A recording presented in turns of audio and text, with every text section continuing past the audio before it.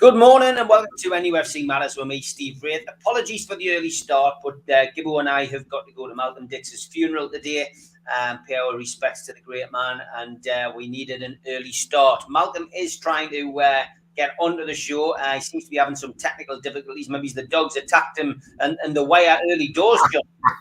Yeah, I think it's either that or the dog's still taking Malcolm for an early walk. I'm not certain which it is, but he'll pop up. But there's absolutely, he used to pop up in the penalty area late. He'll pop up here late as well. Good stuff. Yeah, Malcolm Dix's funeral today, mate. It's going to be quite an occasion for us. I know it'll be an emotional one for both of us today. Oh, without a shadow of doubt. It's both an extremely sad day and an extremely uplifting day. It's sad for obvious reasons, and it's uplifting because we've got to remember to celebrate his life as much as the fact that he's now left us. And he did so much for sport throughout the area. Newcastle United were his greatest love, but as you know, Steve, we've come across him everywhere with boxing, with theatre, with Beamish Museum, with the rugby club, and one of the big ones, Sport Newcastle, of course. So he's got a fabulous history with this city and has done a heck of a lot for the city and deserves the great send-off I'm certain he's going to get today. 100%. Well, here he comes. He's in at the back post. It's Supermac. There he is. I told you. For some reason, I lost connection.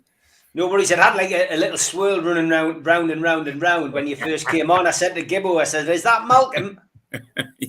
Well, I am a swirl. I thought you mightn't have got back from the dog taking you for your early walk, Malcolm. No. You're joking. He doesn't go for an early morning walk. He has a lion, man. He has a lion. He only woke up about 5 minutes ago.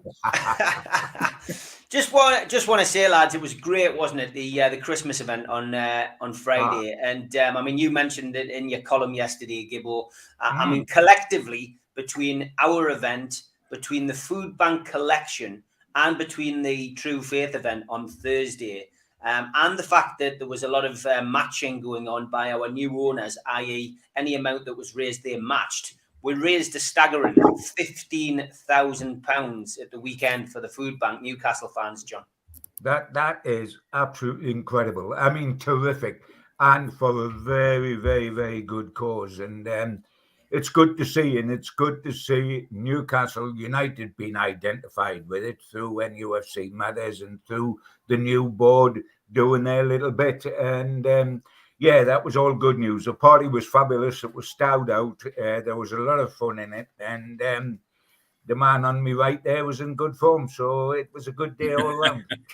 Yeah, it was good to meet so many of the viewers, Malcolm. I mean, you've done this when you did the Legends, of course, on Century. You know, you probably sat many a time listening to the same old voices each week and chewing the fat about the black and whites. But it's very similar doing this on this platform. And it was just nice to put so many names to faces, wasn't it? Yes, absolutely. And I think it makes people feel much more part of the program itself when you take the program to them. And the personal touch. Yeah, it's lovely.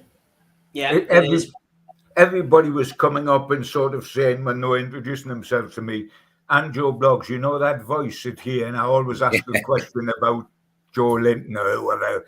Well, this is the face that goes with it, and it was smashing. It was excellent. Yeah, well, thanks again, everybody, for coming. We'll definitely be doing one next year, and we'll probably look at doing a few events centered around the show, maybe next year as well, where we'll get a couple of the different shows out, just to do a similar fundraiser for the food bank. I think that would be fantastic. Okay, we'll go straight to the questions. Quite a few of you watching, even though it is an early morning show. And Tom Dixon asks straight in there. He goes, Malcolm and John, would you have Wijnaldum back at Newcastle? Again, it's another player being linked with, the transfer window imminent, John. Wijnaldum, is that one you've heard? And is that one you would fancy? I've heard everybody. I mean, it is quite incredible, Steve. I mean, the contradictions with Newcastle United at the moment. We are all terrified that we might very temporarily, because of the change of ownership, etc., but that we might be facing relegation and championship football. And can we get points at Arsenal for the first win of the season, etc.? And at the same time, we're being linked with the most amazing players all over the world because of the newfound wealth. I mean, Wijnaldum, Mbappe, the guy that scored last night for Paris Saint-Germain against Man City, rated in the top 3 with Messi and Ronaldo in the world. And you get somebody like Emmanuel Petit, who won the World Cup with France and was the Arsenal great player, suggesting that he's unsettled with his contract due up and Newcastle could get him instead of Real Madrid. I've got to pinch myself. I don't know if I'm going down or signing the greatest players in the world, or whether we're doing both. But without the ability, of course you would have him back, because he scores goals, or he did for us. Towards the end, he was playing more defensively with Liverpool, but he can score an awful lot of goals. He's been in the Holland side that's done so well. He would be a massive uplift on what we've got in the middle of the park now. So all these names that have been put about, I would welcome 9/10 of them. I always watch that sort of thing with a cynical eye, because I think I've been transported onto Fantasy Island. You know, the idea of us signing Mbappe, who's going to come to Tyneside right now to enhance his career at a stage in his life where he's 27, is he? His best years are there for him now.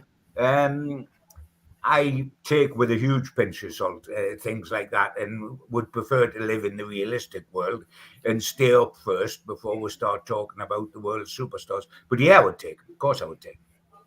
Malcolm, Kenny's put a tongue-in-cheek comment up there saying he'd bring him back to sell the pies because he ditched us for money. Money makes the world go around, even for footballers. But is there a sense of that maybe he's coming into it, or do you think he would enhance the team massively?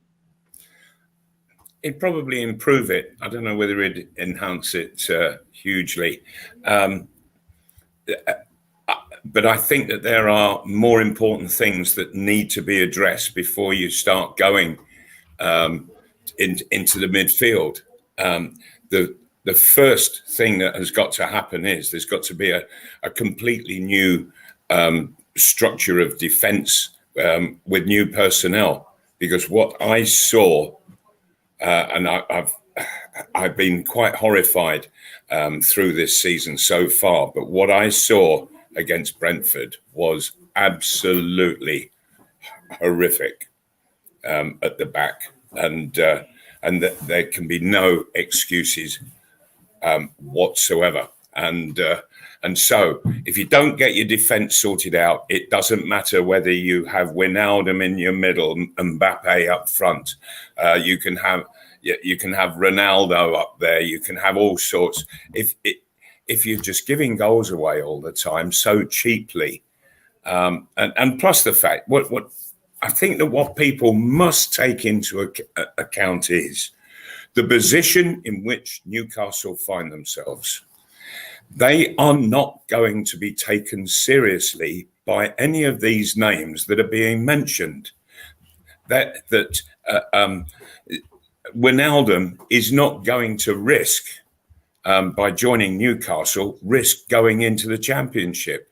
He needs to be playing at the top level at all times. So there might be a lot of people who would be interested in signing for Newcastle, but only once they have secured their Premiership future.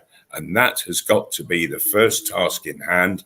And it might be that we need to bring players in who might not feature in a couple of years' time. But the short term is we have to find safety and security in the Premiership, and so I don't I don't envy the job that Ernie Howe has on his plate. Everybody's going to be wanting people who can go flying forward and what have you. That defensive show against Brentford was absolutely horrendous, and it's got to be addressed, corrected, and I was just looking at some stats, and hopefully I can prove my point on this. In the Premiership this season, most goals conceded. Newcastle are level with Norwich, 27. Fewest passes. Oh, Newcastle are way ahead on that.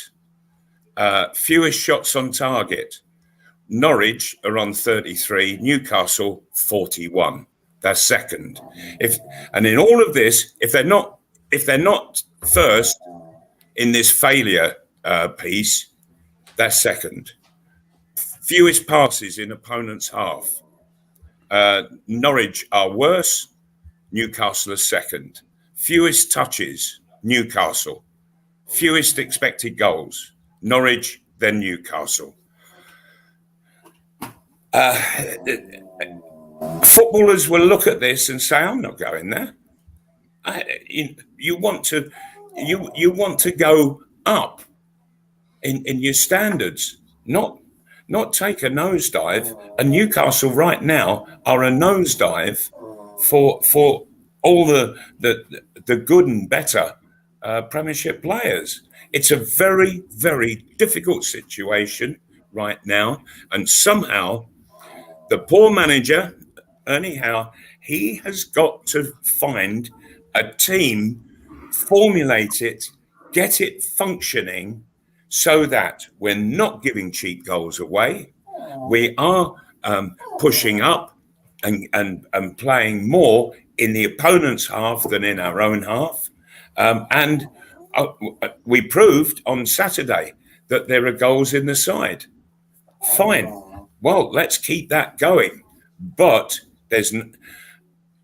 The worry is, Malcolm, for me, and you're absolutely right, if we've got to score 3 goals at home to get a draw with Brentford, who had lost the previous 4 games, then that sets alarm bells ringing. And I mean, without getting too depressed, and I've been very depressed when I start looking at our back 3, back 5, and the goalkeeper, who were all absolutely horrendous against Brentford.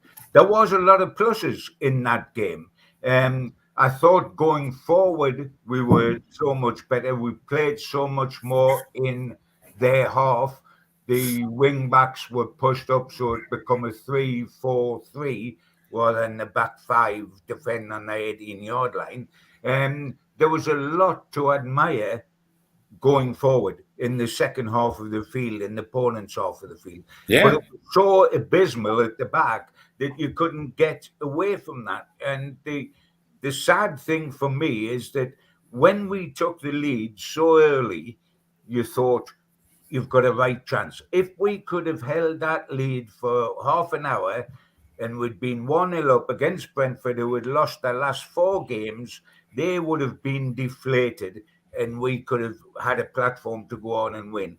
But Darlow made the most abysmal mistake. I mean, Tony got the ball out wide. He could only, the angle he had, he could only place the ball where he did place it, round the guy's ankles, and he let it in from that angle. And of course, the defeat wasn't all just about Darlow, anything but that didn't help. And I think, bless him, he's ready to come out the firing line and Dubrovka to play at Arsenal, I would think. But there was some good things, but the back is tough. And we have let in 3 goals in our last 3 home games. Yeah. We lost 3-2 to Spurs. We lost 3-0 to Chelsea. And 3-3 here. We've let in 9 goals in my last 3 home games. Now, you know, what future have you got when you're doing that? And that's my whole point, John. That is the first and foremost thing to be corrected. It has to be corrected, put right, reorganized, because none of these names are going to be interested in coming to Newcastle until, for a start, they start getting a few clean sheets. Let's do that for starters. I'm sure Eddie Howe will get that right. I think he will. I think as well. He's got to get it. He's got to get it right for the next 2 home games, Mal. Right, but the thing is, though, Steve,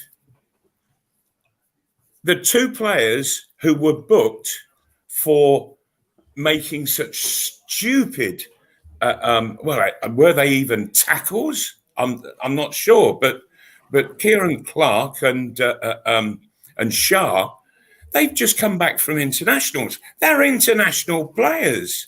And if they were to do those stupid things playing for their countries, they'd never be picked again. Well, why do it at Newcastle? Yeah. Why do it here at the club that's paying your wages, for heaven's sake? And I was just horrified at what I was witnessing. It was so amateurish. And these were international players. Well, if they're going to... The great difficulty for me, Mal, is how Eddie Howe puts this right before January. Because if I look at who's available to play in centre of defence, whether you play a 2 in there or a 3 in there, you can throw the balls up in the air, and whatever way they come down, they're pretty well the same as before. Yes, you can change the goalkeeper at Arsenal, but do you keep the same middle 3? Do you bring Fernandez back in? Do you start putting Hayden or Kraft in there? It is as much of a muchness that can only be solved really in January. Hold on, John. It can be solved on the training ground as well. Tactically. By teaching them the right defensive principles, and that they're to stop just diving in. What was Clark doing? Diving in, he was 10 yards from the halfway line. It wasn't as if it was a particularly dangerous situation in any shape or form. Isn't it sad when we've got to teach? No, he was in the other half. But how do you teach 30-year-olds how to defend who are international players? It's so sad. They should know that, shouldn't they? They're the basics. They're the basics. I know. But how are they getting picked in their countries if they're that bad? Yeah. I mean, it's not like young Watts or something that's coming through and is going to be a good player, perhaps learning his trade and dropping clangers. These are, as you were saying, Malcolm, seasoned professionals, some of whom are internationals.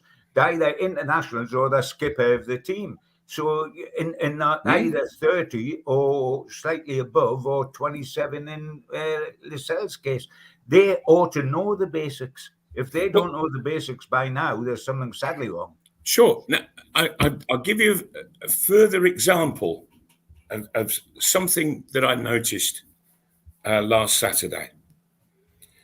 Lascelles, didn't he rise beautifully to score that first goal? Oof, he really got up, powered the ball down and into the far corner. Magnificent. He's a centre half. Did you see him once jump in his own penalty area? It just begs the question. It begs the question because there's crosses coming in. I can't recall him just getting up in the air and powering a defensive header away from goal. Yeah, you're right. You're right. I mean, he comes under a lot of criticism on social media, guys, as well after the game, and a lot of people saying he shouldn't be in the team, shouldn't be captain.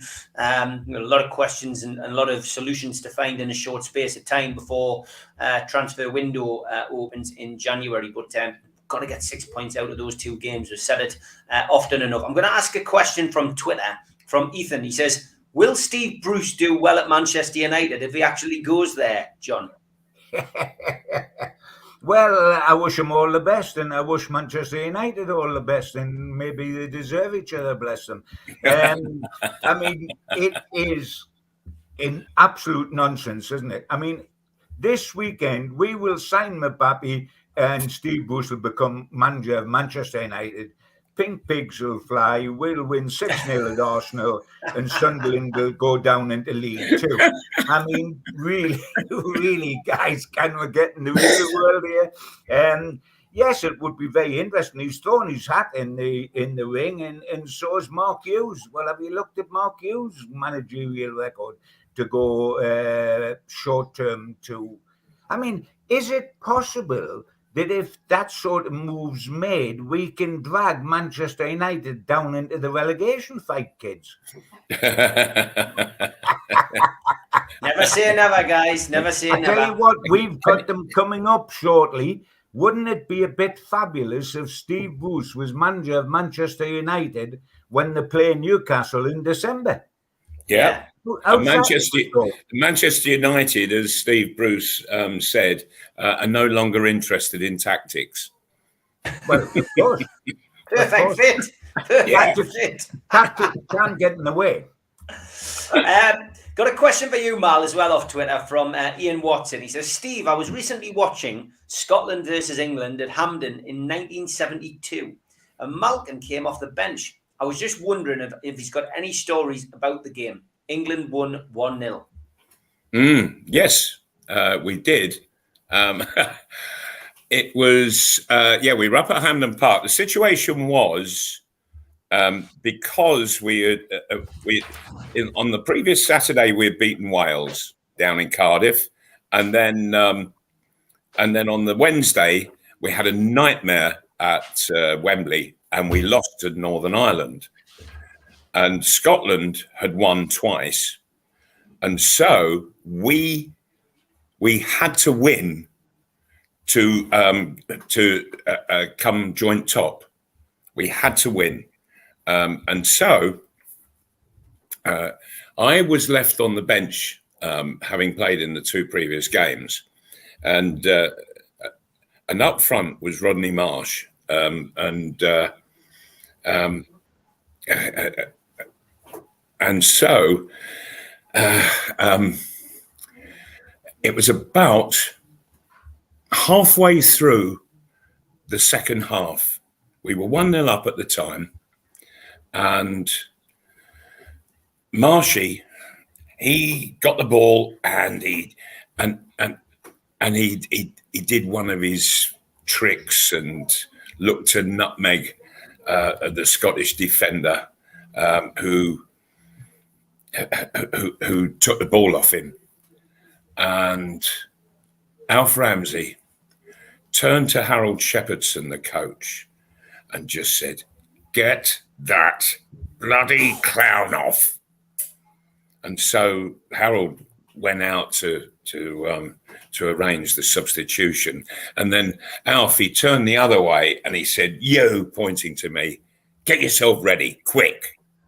And so he then came out of the dugout when I was ready to go on, and Marshy was walking across, and he put his arm round my shoulder, and he just said, "Keep running it into the corners. Just run it into the corners," which I was quite happy to do.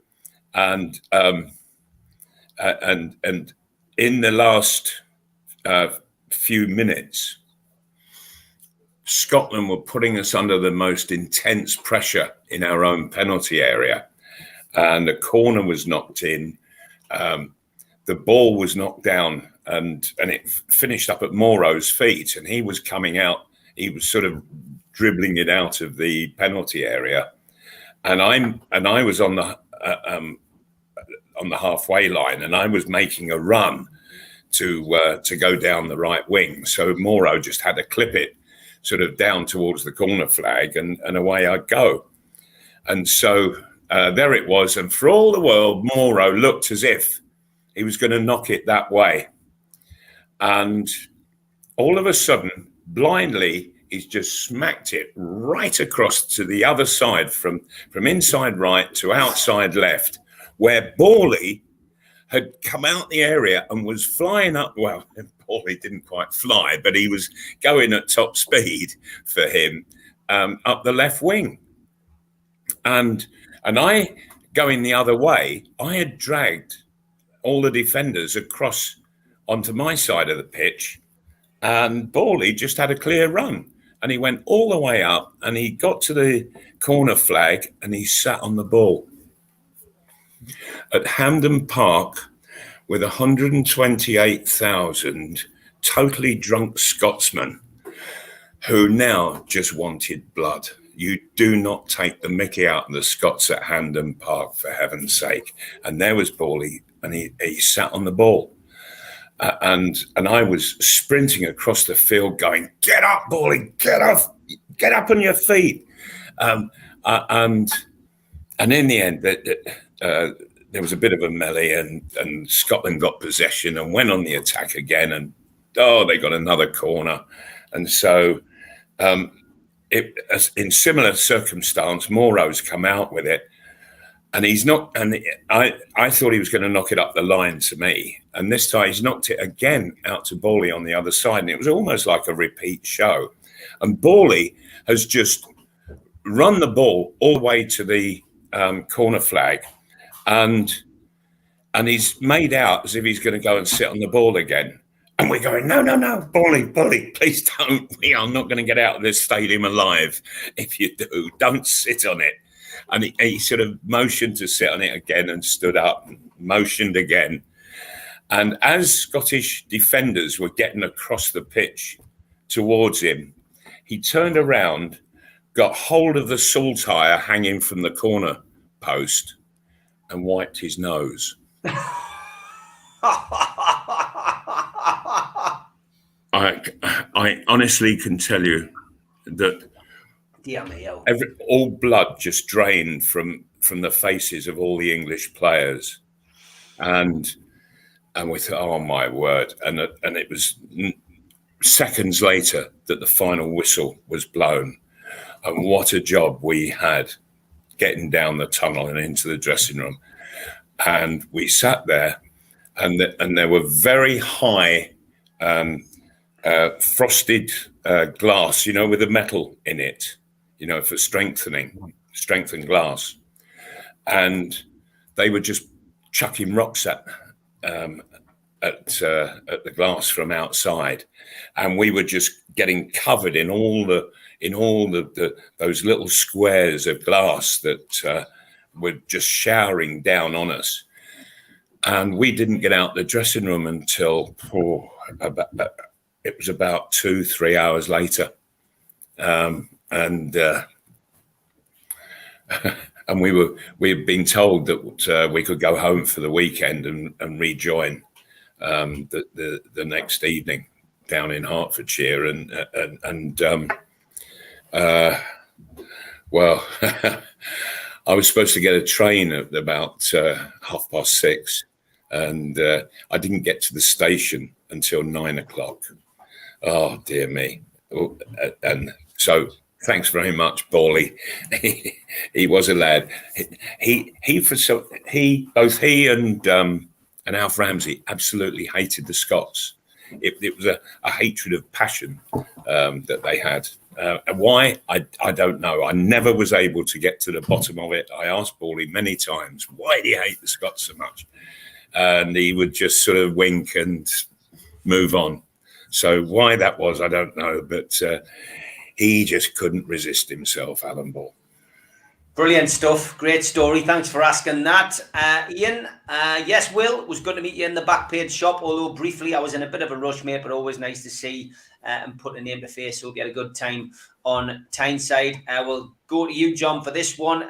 Jody Tune for Life says, question for John, putting you on your back foot here, John. He says, who's the best Newcastle player you've ever seen over 2 seasons at least? And who is the best player you've seen live?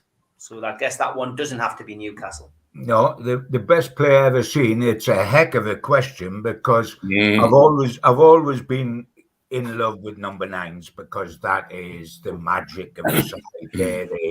They're the centre stage star and everybody else is the chorus. And therefore, from being a kid that went through Ward Jackie to Supermac, to Alan Shearer, with loads of people on the side like Les Ferdinand, etc., etc.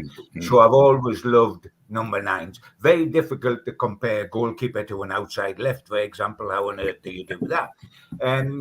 But I've got to say, if you're talking about all-round God-given ability, I think it's very, very difficult to find somebody better than Peter Beardsley that's played for Newcastle United.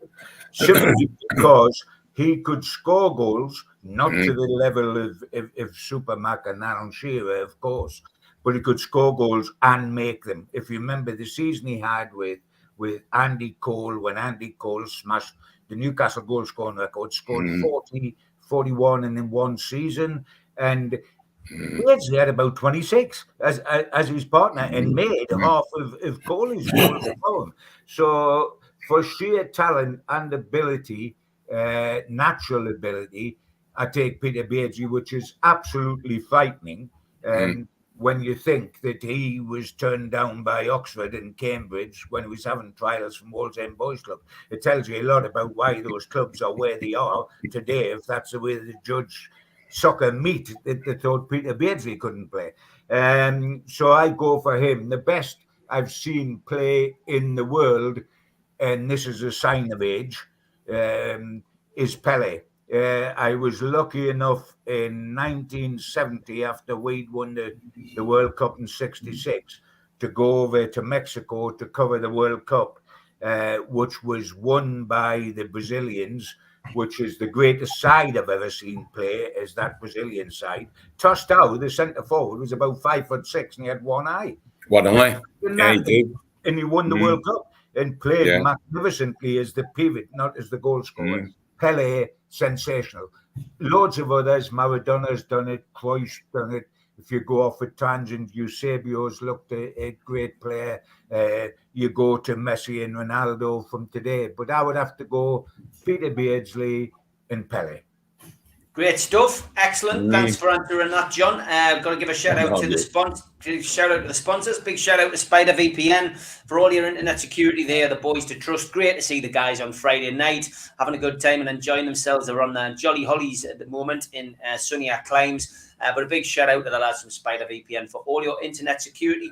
Google them, come up at the top of the search list and give them a shout. Tell them we sent you. Skipsandbins.com. Thanks to Scott and the guys as well. Telephone 0800 25 45 25 3. Email inquiries at skipsandbins.com. Website www.skipsandbins.com. Easy, contract free and pay-as-you-go waste collection. Thanks also to L&G Family Funeral Directors 01913897245 and to qtechshop.co.uk, the makers of pool tables and snooker tables in Wallsend, Newcastle. Thanks also to Jab Signature, jabsignature.co.uk for making our flyers. If you're a first-time visitor, please subscribe. Hit the Newcastle Legends logo in the bottom right-hand corner, and that's it. You can subscribe for free. Hit the thumb up to like the video. Click share to share to your other social media, and drop into the comments box to speak to like-minded Newcastle fans. iTunes and Spotify are just two of the podcast providers where you can find the show, usually uploaded for free 24 hours after the show. I've got a couple of events coming up. I will be interviewing Peter Beardsley tomorrow night at the Irish Centre. Last chance to get tickets today before the link comes down off the website, newcastlelegends.com. Click shop and you can buy your tickets for £15. Nice little crowd coming tomorrow night. We will have an auction. We will have the shop set up like we had at the Christmas do last year. So get yourself along Friday night, Irish Centre, and that starts, doors open at 7 o'clock. Also, Supermac and myself will be at Bobix on the 9th of December, and that is going to be an event for the food bank. Bobix.com is where you can buy your tickets for that. And if you live in Newbiggin, Malcolm is going to switch the Christmas lights on, Malcolm, as well, aren't you? So I think that's 5 o'clock on Saturday. Malcolm is popping along to Newbiggin to switch the Christmas lights on. So if you live up there, you'll be able to see Malcolm and catch up with him then. We've also got Peter Beardsley back at the Tyne Theatre on the 30th of January. Tickets for that are available on Groupon and Voucher. You can get a cracking deal on VIP tickets on there. So get yourself onto Groupon or Voucher and buy your tickets for that there. NUFC fans, Food Bank, of course, just told you at the start of the programme how much we all managed to raise last weekend. NUFC fans, foodbank.co.uk. The virtual bucket is there for those of you who live further afield or abroad. You can make a donation to the Matchday bucket. You can also buy your tickets for the Peter Beardsley trainers, which will be signed tomorrow night. From there as well, that raffle will remain open today. Tickets are £1. All proceeds go to the food bank. Thanks to I Am the Renovation for donating. It is getting festive, and John has got the Christmas jumpers on sale on NUFCmatters.com. Happy Christmas, you cults. And there's Santa waving his black and white flag. And a nice little tribute here to Peter Beardsley scoring a hat-trick, of course, against Sunderland on New Year's Day. Hark now here, jumpers, Christmas jumpers. NUFCmatters.com is the place to get them. And don't forget, you can become a member and join the cult. Details on NUFCmatters.com as well. And thanks to John Gibson for plugging my book, Every Boy's Dream, yesterday in the Chronicle. And you can buy that on Amazon and at the back page shop. That is the end of the public service announcement for that. We will be back, of course, tomorrow night as well with the three amigos. We're going to need a bigger boat, I think. But it will be at the slightly earlier time because of the Beardsley event at 3:30. So 3:30 till 5, the three amigos will be chatting NUFC. And don't forget, if you're into something a little bit different, December the 6th, I do have Andy McNabb, a man who's written lots of great books about his history in the military, and a lot of them have been dramatised for TV and movies. I've got Andy McNabb booked in for the 6th of December for something slightly different on the channel. Those of you who were at the Christmas party, you were aware that it was being filmed. It has been filmed and edited, and it will be going up on Christmas Day because we do have a week off over Christmas. So you'll be able to see all the fun of the fair. You'll be able to see Junior Turner's wonderful performance. You'll be able to see the chat between John and Malcolm, and quite an emotional speech by Keith Patterson at the end. So yes, all available for free on the channel on Christmas Day, 6 o'clock. So in between the Queen's speech, James Bond, and Doctor Who, you'll have to find time to watch an hour and a half of us whittling on. Quite right. So we should. John from QTech, anyway, says, question for all of you. Do you think the transfer deals will be done and players ready to go straight into the team for Southampton on the 2nd of January? Okay, John, that's a great question from John from QTech. I mean, I think it'll be a little too early for them to go straight into the team, but do you think the transfers will be done early, John? I would hope they would. We have suffered in the Ashley era, in the summers, if you remember. I was always a believer that the best time to sign in the summer is so that on your first day back training, you've got new players who are going to train, get to know their new teammates, get to know the tactics, play all the preseason games and be ready for the kickoff. We never did that. We signed right up until the death on when Ashley was here and the various managers he had. That has got to stop. I mean, I think now Newcastle are doing the work now on who they're going to sign or who they would like to sign. As Malcolm says, you've got to persuade some of these people to sign, and they may just hang off if they want to see how results go between now and January 1st, because they want us to have a chance, at least to have a chance, a realistic chance of staying up when they sign. I think January the 2nd will probably be too quick to get anybody in the club who can't technically sign till the 1st and then play the next day. No, I don't think we'll be that lucky. But let us hope that they happen in the first week of January and not necessarily in the last week of January, because we need help as quickly as possible. We can't afford games to go by in the January without reinforcements. And I just hope that we're still in there so that the reinforcements really matter. And to do that, I think the pressure now is hugely on next week, guys. When we play Norwich on Tuesday and Burnley on Saturday, if we don't get 6 points out of that, we're in the biggest mess possible and probably on the way down. We had to get 7 points out of 9 or 9 out of 9 before Brentford, and I really felt we would get off to a winning start against Brentford. We didn't, unfortunately, because of our creaky defence. We only got 1 point. It means no slip-ups against Norwich and Burnley. They have got to be 6 points in the bag from those 2 games, because that is the best of the opposition, and it's at home, remember, the best of the opposition we are going to get for the rest of the season. And so we cannot afford to let those 6 points go. And that's regardless of whether we lose, draw, or win at Arsenal. If we won at Arsenal against all the odds, we still need to beat them too. We still need to beat Sure. Just out of interest, guys, is Ernie Howe back on the training ground? Eddie Howe's still... Eddie Howe, I mean, sorry. Eddie is still isolating, isn't he? But there was some kind of talk yesterday to suggest that we're going to look at the time scale of when he actually contracted it, etc. But Jason Tyndall has taken the press conference on Friday, and I guess he will miss the game at the Emirates. I mean, I think you're right, Steve. Tyndall's definitely taken the press conference. There is talk that but it's a long shot, if Howe takes a negative test on Friday afternoon, remember it was Friday when it happened originally, if he takes a negative test, that he hasn't got it, that sort of negative, that he no longer has the virus, then he could technically be there on Saturday. But that's a long shot and a long hope, and it's a possibility, but it's not 50-50. And he hasn't been there all week. It's been a matter of him getting a lot of things into his coaches, etc., etc. But it's really sad for the guy and sad for us as Newcastle supporters and the players that he hasn't been able to work the game against Brentford from the touchline. There's no substitute for that.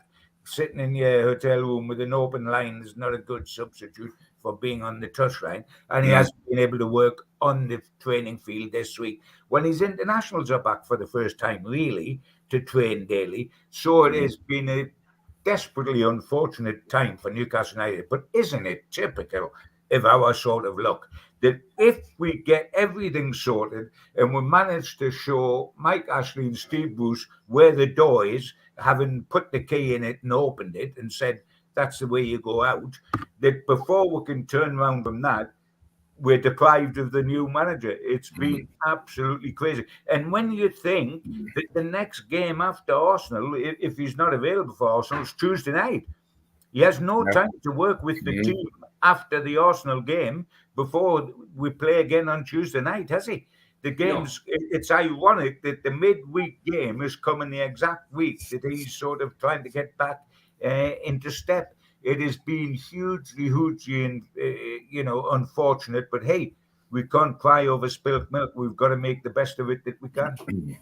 Yeah, exactly. It's one of those, isn't it? It's just typical of Newcastle. That's all we can say. Yeah, Mal. I mean, it's just those transfers coming in. I mean, they're going to have time to bed in, aren't they? Just getting back to John.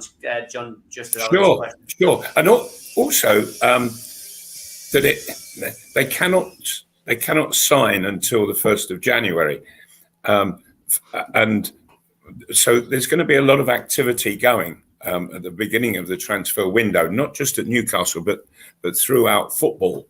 And the amount of forms then that the football authorities have got to deal with are vast. And so they can't get everything done at once. It takes time. And so I think we should be looking at probably a week later before we're going to even have the chance of seeing any changes in the side. Yeah, I would agree. Got to ask you guys about Joe Linton. It's coming up in the chat. Bazza mentions it here. Well, I predicted a goal for Joe Linton, but dear me, Darlow was shocking the whole game. But a lot of people talking about Joe Linton. Some people saying they might have to reserve judgment on him now. But John, I mean, he was man of the match. Him and Shelby were, for me, head and shoulders above, I thought. Certainly looked as if there's something different in Joe Linton at the weekend. I felt so. I've been very critical of Joe Linton and of Shelby, as has Malcolm and as has an awful lot of fans. I thought he looked a totally different player against Brentford. He looked, for the first time, he fought his weight. He looked a big guy and played like a big guy, shoving people out the way, making runs. He no longer seemed to think that the penalty area was full of sharks. He was willing to get in there. He struck a very, very good, crisp shot to score his goal. And all round, I thought he was excellent. Yes, he did show us a fleeting part of the old Joe Linton when he was rolled in by San Maximum, who would run from his own half to the edge of their penalty area, rolled in to win the game, and he contrived to do a Devon lock and collapse before he could get his shot away. But let's not dwell on that. Joe Linton was outstanding, and so was Shelby, doing things that he had never done before. He was winning headers, he was closing people down, pinging the ball around. Now, the interesting thing is that I felt that Steve Bruce liked both of those players. He played Joe Linton from the start or brought him on as sub virtually every game. And he loved Shelby and made him skipper, etc., etc., etc. But he never got out of them what Howe got out of them in this game. And if you remember, Eddie Howe bigged up the pair of them at the press conference before the game. He said Joe Linton's technically a very good player and is going to do this, that, and the other for us, and our future's in the hands of Shelby because he's technically clever on the ball, long and short, etc., etc. And people were thinking, what has he done? Yeah. What's he doing? But yet, when you saw the way those two lads played, it gives you real hope. One swallow doesn't make a summer. They've got to do that more than one game. They've got to do it consistently because they've shown what they can do.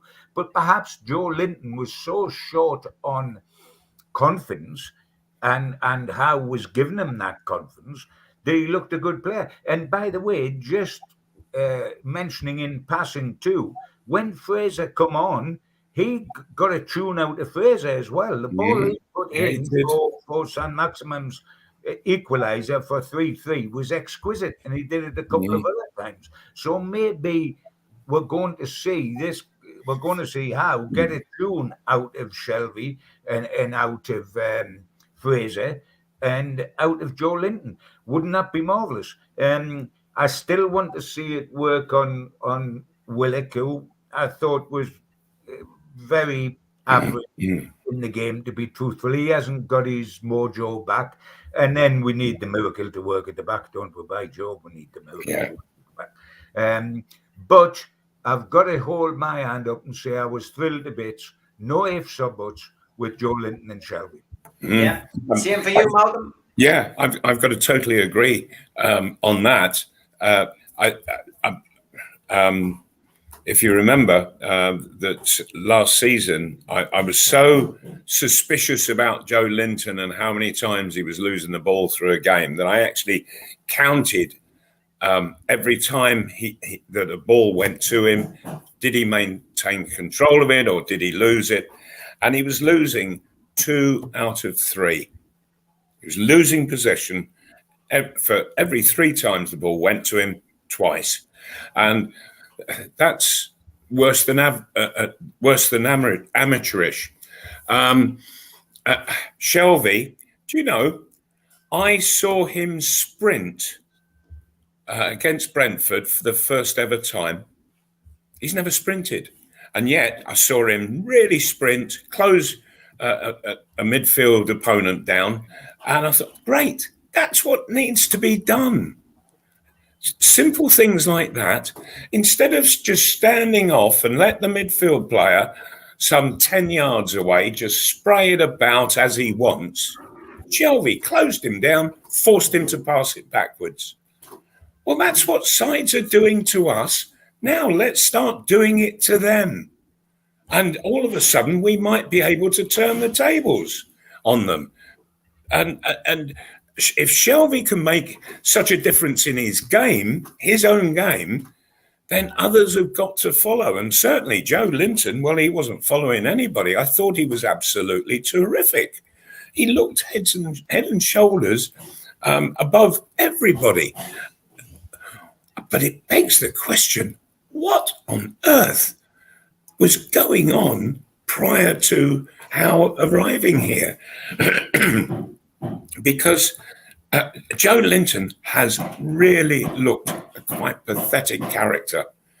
And I can't believe that just that just a little short talk to inspire him, to give him a bit of confidence, could have made such a wholesale difference in the man. Is it just the fact that Bruce isn't there anymore? You know, was there something else going on behind the scenes that we're not aware of? You know, but we saw it every time they went out on the pitch at St. James.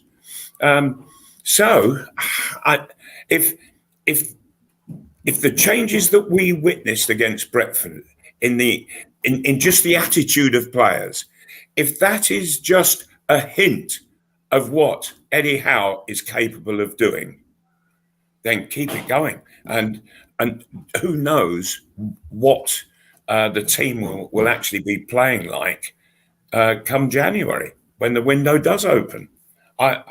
I'm looking forward to seeing all of the changes. I was just disappointed last Saturday that they continued with three centre halves at the back, and they had an absolute nightmare. Not so much Lascelles, but certainly the other two, and the goalkeeper the same. And I've always crossed swords with you on this, John, with regards to goalkeepers. And you've always said to Dubravka, well, for the first time, I say yes, that there needs to be a change. I thought that Darlow looked nervous. He looked very shaky all the way through the game. He wasn't positive in anything at all. His kicking was awful. And his decision making wasn't good either. A goalkeeper's decision making has got to be so spot on. It's got to be instant, and it's got to be right. And so, yeah, I think we need a change there. Looking forward to Saturday against Arsenal. I've been racking my brains as to what Eddie Howe might do with regards to that back line. First of all, it's a 12:30 start. I'll run through it before we get to that, Mark. It's a 12:30 start at the Emirates. It's an early start for all of us. 6 o'clock train for me. Games live on BT Sport. Newcastle have sold the 3,000 allocation. Obviously, following the positive COVID test, Eddie Howe will still be unavailable, we think. Jason Tyndall, of course, will be handling the press duties, as I've already mentioned, on Friday. And Joe Willock could essentially play against his former team, which should be interesting. As for team news, obviously a little bit too early at the moment, but Paul Dummett remains unavailable. Fabian Shaw has returned to training after coming off against Brentford due to injury, and Federico Fernandez was also involved, having failed to play any part in most of our recent 5 matches. There are 3 Newcastle United players who were one booking away from an automatic 1-match ban. Always worth mentioning that. Callum Wilson, Matt Ritchie and Jamal Lascelles. In order to prevent that suspension, they've got to avoid further yellow cards in each of the next 7 Premier League games. Good luck with that, chaps. As for Arsenal, Granit Xhaka and Sead Kolasinac both miss out, but Folarin Balogun could return. Arsenal at home this season so far in the Premier League have lost just once, and that was against Chelsea 2-0. They drew 2-2 with Crystal Palace, but they won the other 4 games, beating Norwich 1-0, Spurs 3-1, Villa 3-1, and Watford 1-0. So not prolific scorers, it has to be said. Referee is Stuart Atwell this weekend. This is his first appearance for us this season. His last time was a 2-0 away victory to Everton back in January. On VAR is Darren England. So, Malcolm, back to you. It is the Supermac derby. That's what I like to call it. But what are you expecting? Fernandez is trained this week. Shaw's okay. Could we see Fernandez back in the thinking along with Dubravka this weekend? Well, in all honesty, I think there's no other choice. And who to play alongside of him? I suppose Lascelles. Lascelles was probably the better of the 3, but he's got to be a lot more positive in the penalty area. In fact, that applies to just about everybody, because I was getting fed up against Brentford, watching players watching the ball, you know, and I talked at the beginning of the programme here about the positive way in which Lascelles went up, scored his goal, but didn't do it in the box. I wasn't just making the point about Lascelles, actually, because that applied to just about everybody. I didn't see defenders looking to go and attack the ball. They were too happy to sort of stand back and watch it and hope somebody else went for it. Not good enough. Not good enough at all. If you can get to it, you attack it with everything that you've got. And the difference between Newcastle and Brentford in the Newcastle penalty area was that Brentford forwards were looking to attack the ball when the defenders weren't. And so it's got to be an awful lot sharper. And I just hope that certainly I think I will play Manquillo at right back and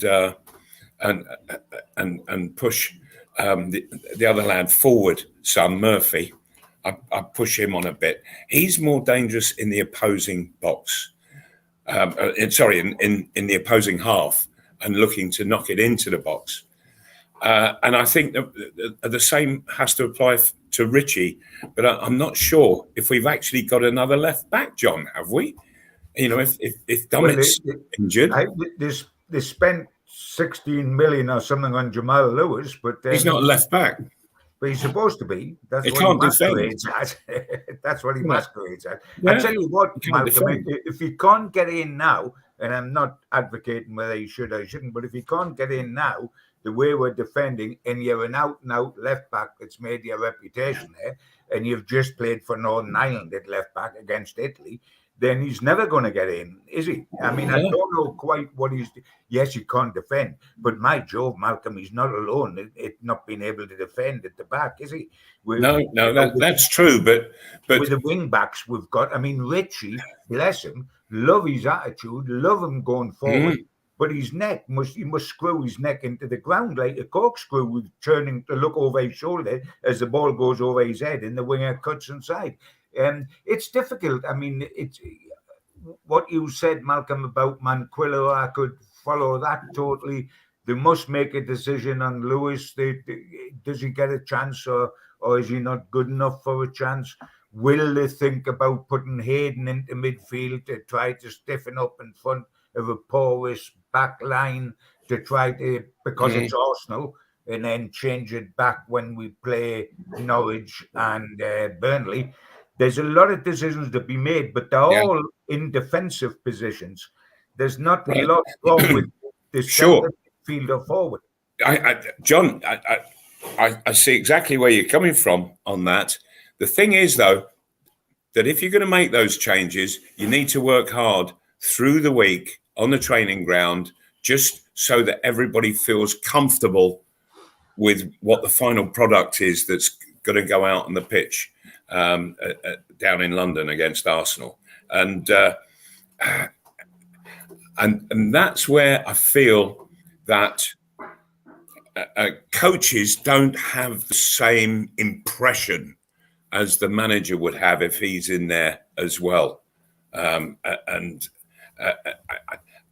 it's obvious that Howe is having a very positive effect on certain players.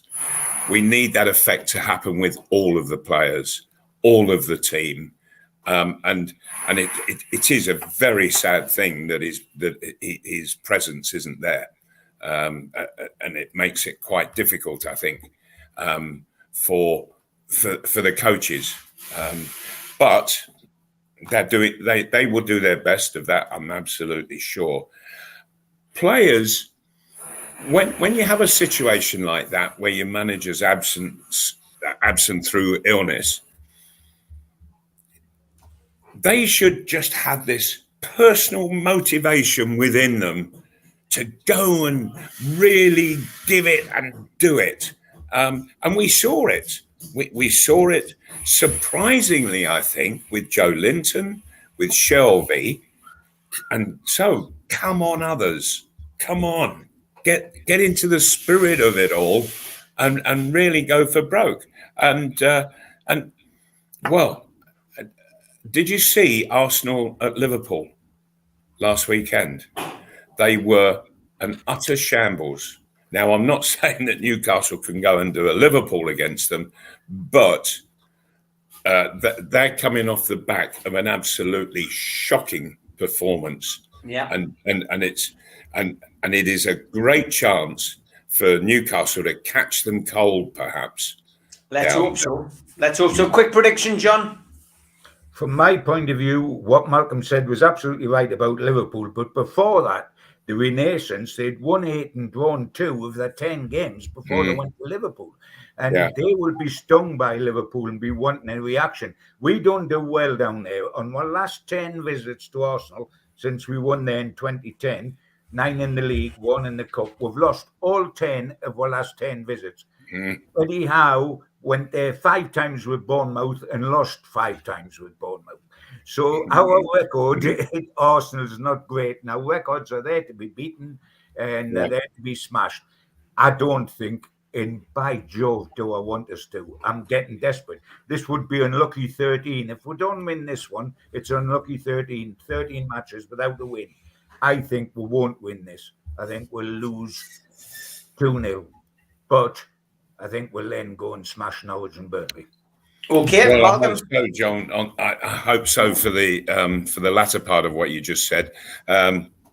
Yes, because they are absolutely vital. I want to see major improvement in the side that plays against Arsenal.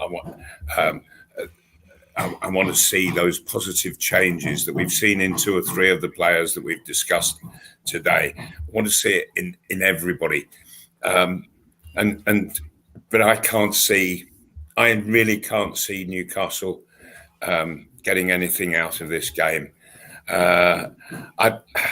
Albeit Arsenal, they're not prolific goal scorers, I don't feel, this season at all. But I'm going to take them to win anyway, nevertheless. But I'll take them to win 1-0. Okay, great stuff. You've heard the predictions from the chaps. I'll do my prediction tomorrow. John has just sent me this. Enter the code BLACKFRY 10 Black Friday event, 10% off site-wide for 24 hours. Now, that runs until 12 o'clock today. We have promoted that on the social media. But if you want to buy something on the website, there is 10% off in this next hour. So get yourself on NUFCmatters.com. And you can grab yourself a bargain for Christmas. As always, lads, absolute pleasure. John, I will see you at Malcolm's funeral a little bit later. Not mine, I hasten to add. Not yours. Malcolm Dix's. And I will see you there. And Malcolm, see you. Enjoy the match at the weekend. See you next week. Yes, indeed. Look forward to it. Enjoy the weekend, guys. Take care.